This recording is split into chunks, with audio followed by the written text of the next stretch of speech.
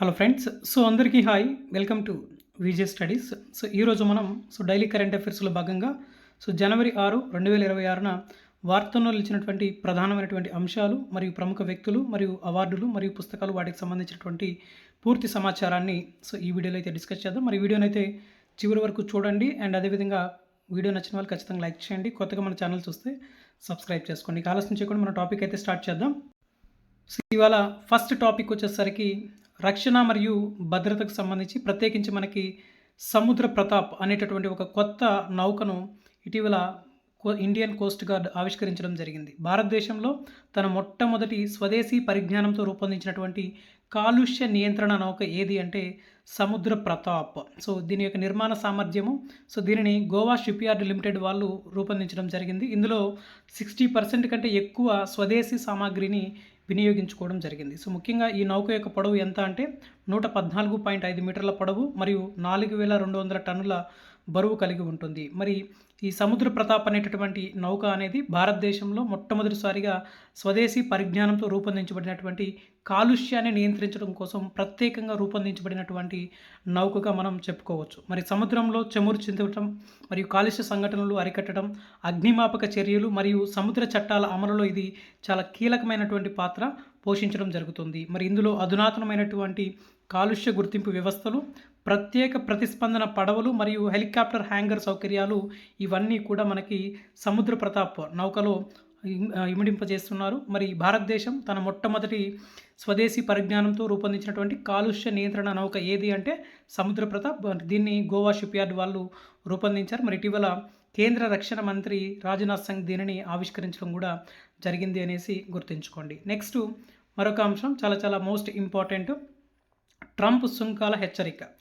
Russia నుంచి చమురు కొనుగోలు చేస్తున్నందుకు అమెరికా వ్యవసాయ ఉత్పత్తులపై సుంకాల విషయంలో అమెరికా అధ్యక్షుడు డొనాల్డ్ ట్రంప్ భారత్పై తీవ్రమైనటువంటి అసహనాన్ని వ్యక్తం చేస్తూ భారత్ వాణిజ్యం ఇలాగే కొనసాగిస్తే అంటే భారతదేశం ప్రత్యేకించి మనకి రష్యా నుంచి చమురు కొనుగోలు చేస్తూ ఉంది. మరి దీనికి ఇక్కడ భారతదేశం పైన ఒక ద్వేషాన్ని వెళ్ళగక్కుతూ ట్రంప్ ఏమంటున్నాడంటే మనకి భారతదేశం పైన ప్రత్యేకంగా 50% వరకు పన్ను అనేది విధిస్తామని చెప్పి హెచ్చరిస్తూ ఒక ప్రకటన అయితే చేయడం జరిగింది. ఇందులో మనకి 25% ప్రతీకార సుంకము ప్లస్ 25% చమురు కొనుగోలు జరిమానా విధిస్తామని చెప్పి ఇటీవల కాలంలో ఒక స్టేట్మెంట్ అయితే ఇవ్వడం జరిగింది. మరి ఎక్కువగా భారతదేశం రష్యా నుంచి చమురు నిల్వలన్నింటినీ కూడా దిగుమతి చేసుకుంటూ ఉంది.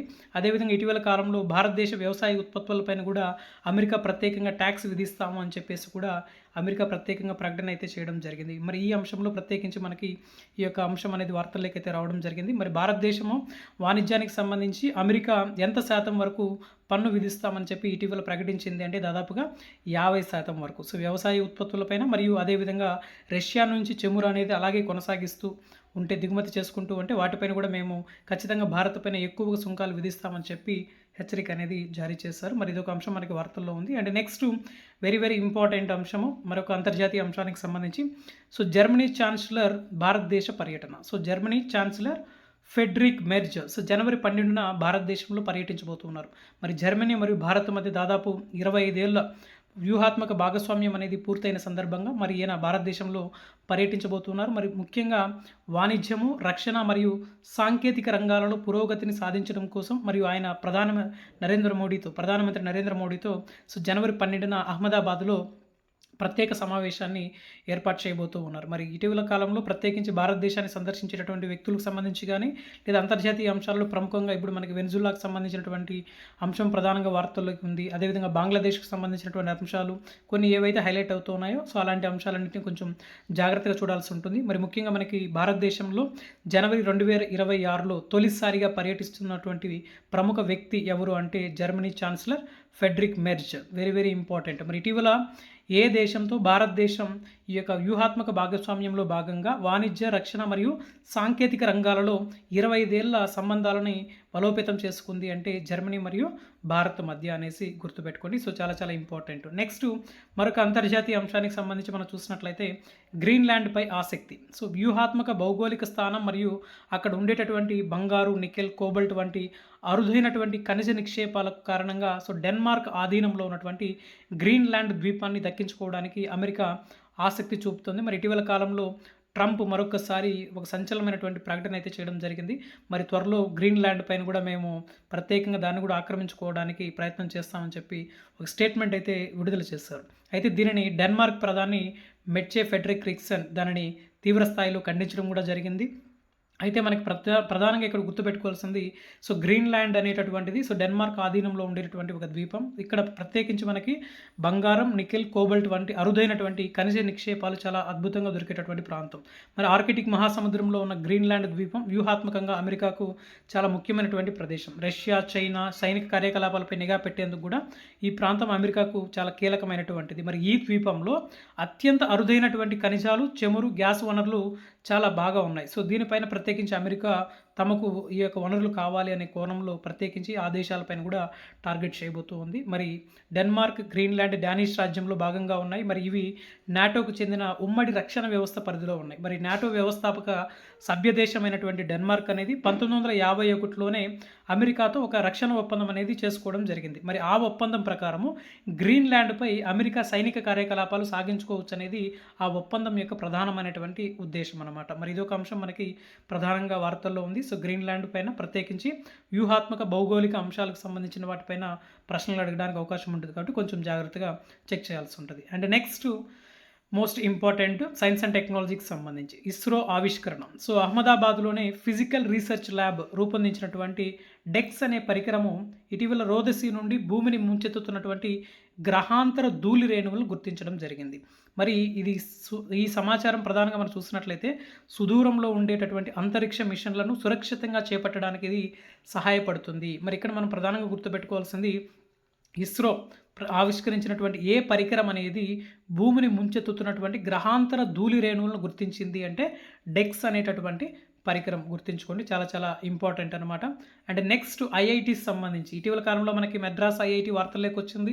అదేవిధంగా ఐఐటీ కాన్పూర్, ఐఐటీ ముంబై ఇవన్నీ ప్రధానంగా వార్తల్లోకి వచ్చి మరి ఇప్పుడు మరొక ఐఐటీ ప్రధానంగా వార్తల్లోకి అయితే రావడం జరిగింది. మరి అదేంటి అనేది మనం చూస్తే మిథనాల్ ఉత్పత్తి. ఐఐటీ గౌహటి శాస్త్రవేత్తలు సూర్యకాంతి సహాయంతో కార్బన్ డయాక్సైడ్ను మిథనాల్ ఇంధనంగా మార్చేటటువంటి ఫోటో క్యాటలిటిక్ పదార్థాన్ని అభివృద్ధి చేశారంట. మరి ఇందులో గ్రాఫెన్ పొరను వాడటం ద్వారా శక్తి నష్టాన్ని తగ్గించి ఉత్పత్తి సామర్థ్యాన్ని పెంపొందించడం జరిగింది. మరి ఇటీవల కాలంలో ఐఐటి శాస్త్రవేత్తలు సూర్యకాంతి యొక్క సహాయంతో కార్బన్ డయాక్సైడ్ను మిథనాల్గా మార్చే ఒక ఫోటో క్యాటలిటిక్ పదార్థాన్ని అభివృద్ధి చేశారు అంటే ఐఐటి గౌహటి శాస్త్రవేత్తలు గుర్తుంచుకోండి. చాలా చాలా ఇంపార్టెంట్ అనమాట. ఐఐటీస్ పైన రాబోయే పోటీ పరీక్షల్లో ఖచ్చితంగా ప్రశ్న వచ్చేదానికి అవకాశం ఉంటుంది. నెక్స్ట్ మరొక అంశం ఢిల్లీ గాలిలో ప్రమాదకరమైనటువంటి బ్యాక్టీరియా. ఢిల్లీ గాలిలో Staphylococcus very very important bacteria పేరు ఖచ్చితంగా గుర్తుపెట్టుకోండి. ఢిల్లీ గాలిలో స్టెఫిలోకాకస్ అనే ప్రమాదకర బ్యాక్టీరియా స్థాయిలు ఆందోళనకరంగా పెరిగినట్లు జేఎన్యూ అధ్యయనం వెల్లడించింది. వీటిలో 73% సాధారణ మందులకు, 36% శక్తివంతమైన మందులకు కూడా లొంగడం లేదని చెప్పేసి ఇక జేఎన్యూ అధ్యయనం వెల్లడించింది. మరి ఇటీవల కాలంలో ఢిల్లీలో ప్రత్యేకించి పొల్యూషన్ స్థాయి అనేది చాలా తీవ్ర స్థాయిలో పెరుగుతూ వస్తూ ఉంది. మరి ఈ నేపథ్యంలో ప్రత్యేకించి ఒక ప్రమాదకరమైనటువంటి బ్యాక్టీరియాను జేఎన్యూ శాస్త్రవేత్తలు అధ్యయనం చేసి ప్రత్యేకంగా బ్యాక్టీరియా గురించి అధ్యయనం చేస్తూ అది ఎంత ప్రమాదకరమైనది అనేటటువంటి అంశాన్ని వాళ్ళు వ్యక్తపరిచారు. మరి 73% సాధారణ మెడిసిన్స్కి, 36% పవర్ఫుల్ మెడిసిన్స్కి కూడా ఈ బ్యాక్టీరియా అనేది కంట్రోల్ కావడం లేదని చెప్పేసి వాళ్ళు పేర్కొనడం జరిగింది. అయితే ఈ యొక్క బ్యాక్టీరియా పేరు ఏది అంటే స్టెఫిలోకాకస్ అనే ప్రమాదకర బ్యాక్టీరియాను గుర్తించడం జరిగింది. వెరీ వెరీ ఇంపార్టెంట్ గుర్తుంచుకోండి. నెక్స్ట్ మరొక ముఖ్యమైనటువంటి అంశం ఇంటర్నేషనల్ అంతర్జాతీయ అంశాలకు సంబంధించి ఇజ్రాయెల్ పురస్కారం. యుద్ధుల కోసం చేసిన సేవలకు గుర్తింపుకు గాను డొనాల్డ్ ట్రంప్కు ఇజ్రాయెల్ తమ దేశ అత్యున్నత పురస్కారమైనటువంటి ఇజ్రాయెల్ ప్రైజ్ ఫర్ పీస్ని ప్రకటించింది. మరి ఈ గౌరవం పొందుతున్న తొలి విదేశీ వ్యక్తి ఎవరు అంటే డొనాల్డ్ ట్రంప్, అమెరికా దేశానికి సంబంధించిన అధ్యక్షుడు ఎవరైతే ఉన్నారో మరి ఆయనకి ఇజ్రాయెల్ అత్యున్నత పురస్కారాన్ని ప్రకటించడం జరిగింది. మరి ఏంటి ఆ పురస్కారం అంటే ఇజ్రాయెల్ ప్రైజ్ ఫర్ పీస్ని ప్రకటించింది. మరి ఈ పురస్కారం పొందుతున్న తొలి విదేశీ వ్యక్తి కూడా ఎవరు అంటే డొనాల్డ్ ట్రంప్ అనేసి గుర్తుంచుకోండి. ఇటీవల కాలంలో డొనాల్డ్ ట్రంప్కి ఏ దేశం అత్యున్నత పౌర పురస్కారాన్ని ప్రకటించింది అంటే ఇజ్రాయిల్. గుర్తుంచుకోండి, చాలా చాలా ఇంపార్టెంట్ అనమాట. ఓకే, నెక్స్ట్ పాలిటిక్స్ సంబంధించినటువంటిది చాలా చాలా ఇంపార్టెంట్. ఇటీవల కాలంలో సుప్రీంకోర్టు ఇచ్చినటువంటి స్టేట్మెంట్స్.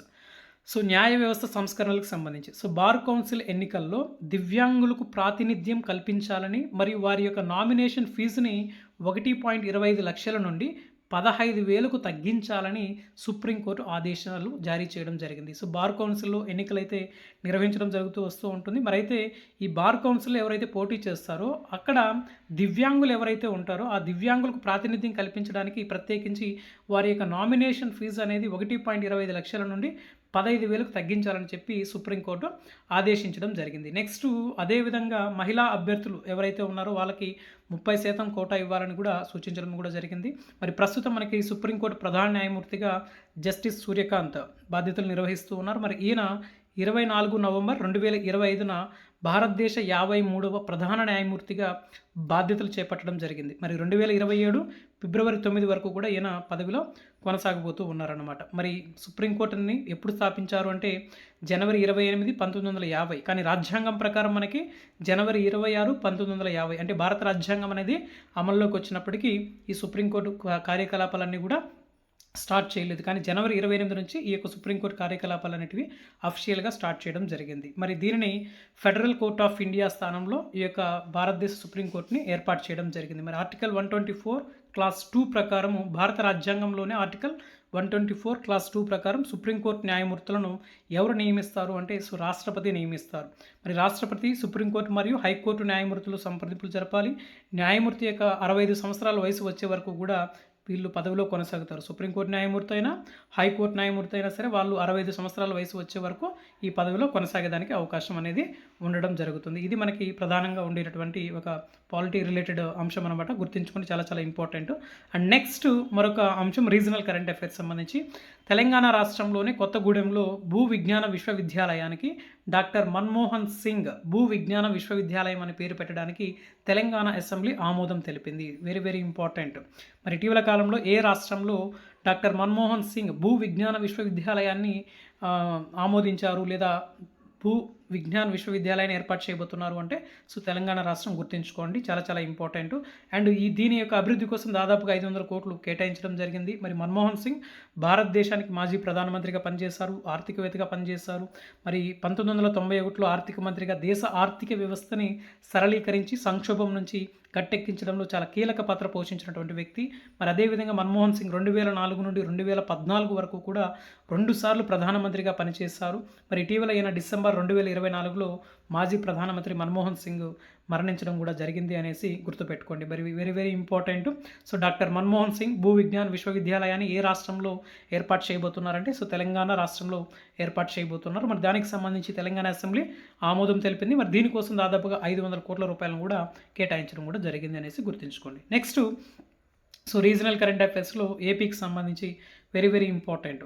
భారత్ ప్రతిభా బాల్ సమ్మాన్ 2026 పురస్కారం తెనాలి మనకి తెనాలి మండలం గుడివాడ గ్రామానికి సంబంధించి 4 సంవత్సరాల పిల్లడు ప్రదీప్ నారాయణ్ భారత్ ప్రతిభా బాల సమ్మాన్ 2026 పురస్కారానికి ఎంపిక కావడం జరిగింది.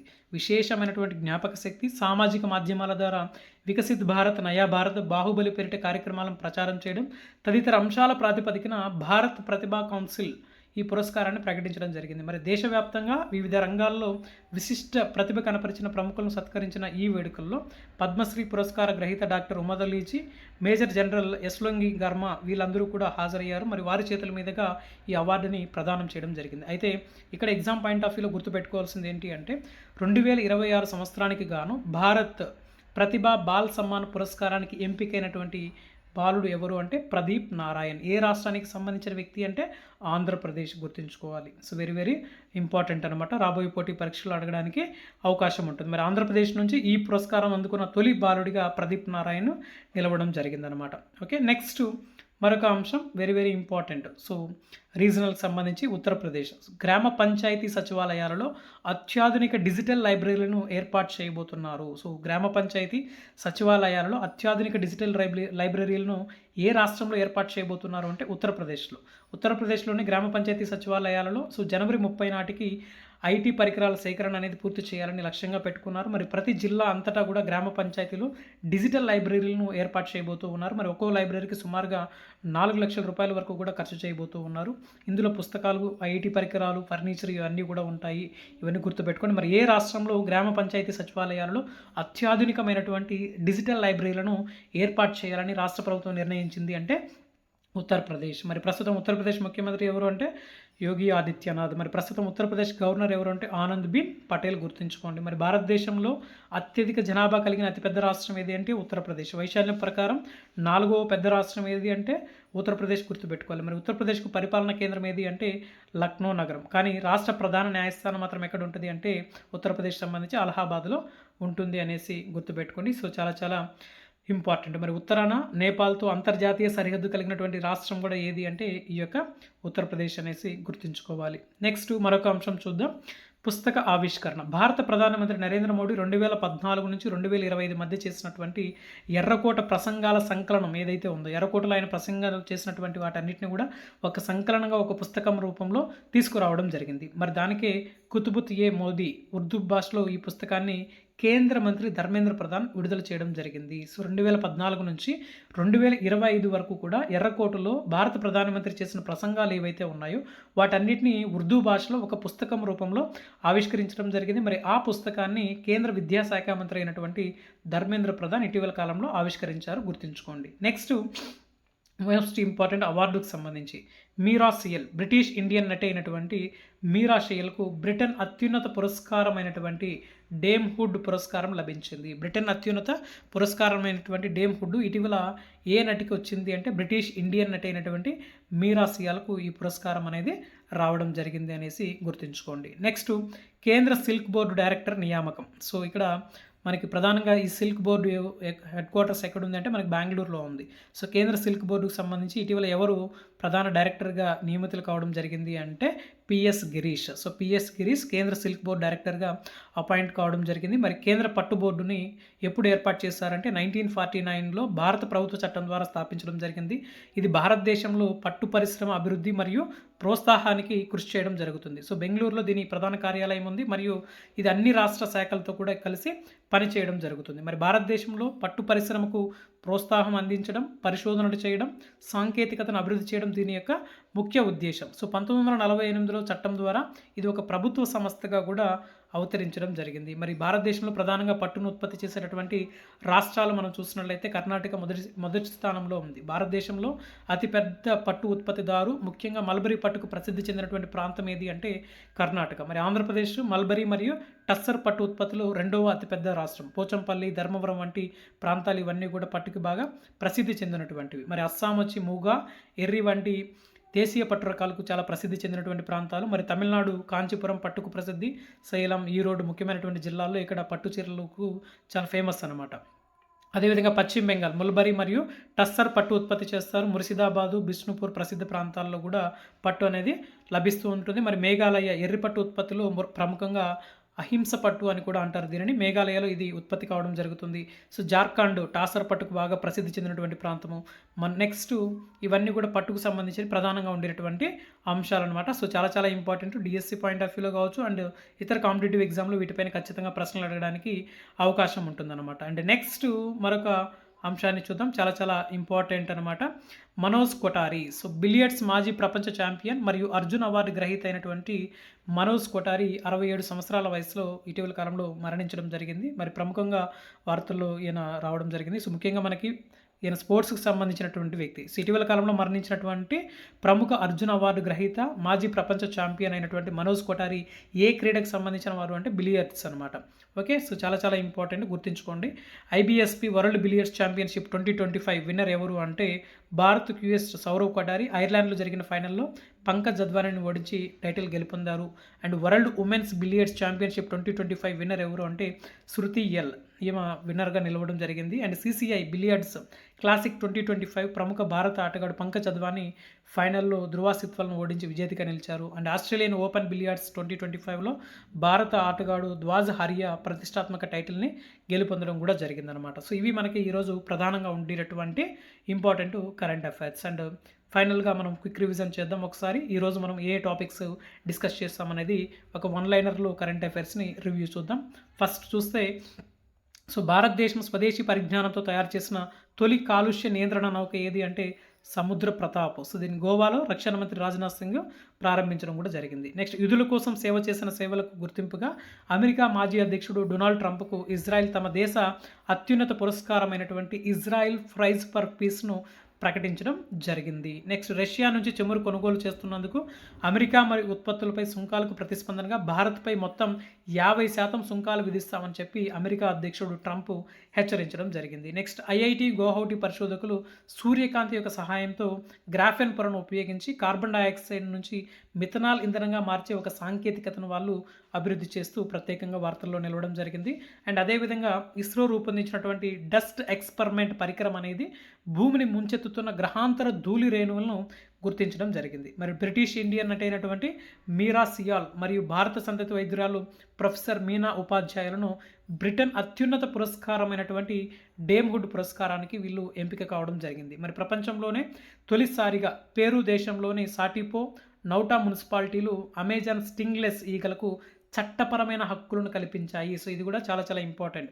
ప్రపంచంలో తొలిసారిగా పేరు దేశంలోని సాటిపో నౌటా మున్సిపాలిటీలు అమెజాన్ స్టింగ్లెస్ ఈగలు ఏవైతే ఉన్నాయో మరి వాటికి చట్టపరమైనటువంటి హక్కులను కల్పించడం జరిగింది. నెక్స్ట్ కొత్తగూడెంలోనే భూ విజ్ఞాన విశ్వవిద్యాలయానికి డాక్టర్ మన్మోహన్ సింగ్ భూ విజ్ఞాన విశ్వవిద్యాలయం అని పేరు పెట్టడానికి తెలంగాణ అసెంబ్లీ ఆమోదం తెలిపింది. మరి దీనికోసం 500 కోట్లు కేటాయించడం కూడా జరిగింది. నెక్స్ట్ బిలియర్డ్స్ మాజీ ప్రపంచ ఛాంపియన్ మరియు అర్జున అవార్డు గ్రహీత అయినటువంటి మనోజ్ కోటారి ఇటీవల కాలంలో మరణించారు. మరి ఢిల్లీ గాలిలో ప్రమాదకరమైనటువంటి స్టెఫ్లోకాకస్ అనే యాంటీబయోటిక్ రెసిస్టెంట్ బ్యాక్టీరియా స్థాయిలు పెరిగినట్లుగా జేఎన్యూ అధ్యయనంలో వెల్లడించడం జరిగిందనమాట. సో ఇది మనకి ఈరోజు ప్రధానంగా ఉండేటటువంటి ముఖ్యమైనటువంటి కరెంట్ అఫైర్స్. ఓకే ఫ్రెండ్స్, ఇది ఈ వీడియోకి సంబంధించి. సో వీడియో నచ్చిన వాళ్ళు ఖచ్చితంగా లైక్ చేయండి, మీ ఫ్రెండ్స్కి తప్పకుండా షేర్ చేయండి. అండ్ రెగ్యులర్ కరెంట్ అఫైర్స్ సంబంధించిన అప్డేట్స్ కోసం వీడియో డిస్క్రిప్షన్లో ఇచ్చినటువంటి వాట్సాప్ ఛానల్ గ్రూప్లో జాయిన్ అవ్వండి. Okay, so thank you for watching. So thank you so much.